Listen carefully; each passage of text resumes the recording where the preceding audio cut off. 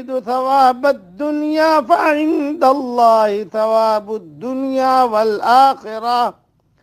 جو شخص دنیا کا ثواب چاہتا ہو تو یاد رکھو کہ اللہ تعالیٰ کے پاس تو دنیا اور آخرت دونوں کا ثواب موجود ہے۔ وَكَانَ اللَّهُ سَمِيعًا بَصِيرًا، اور اللہ تعالیٰ بہت سننے والا اور خوب دیکھنے والا ہے۔ مختصر تشریح سن لیجئے اس کی۔ موجودہ دنیا آزمائش کے لیے ہے۔